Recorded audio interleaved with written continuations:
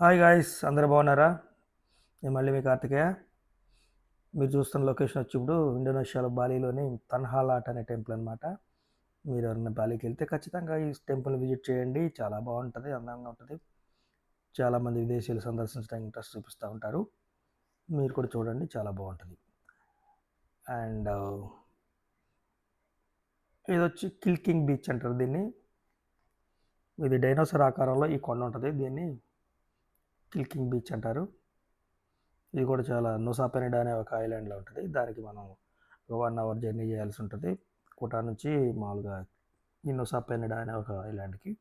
పెద్ద వీడియోలు వస్తాయి గాయస్, తప్పకుండా చూడండి బ్యాక్ టు బ్యాక్.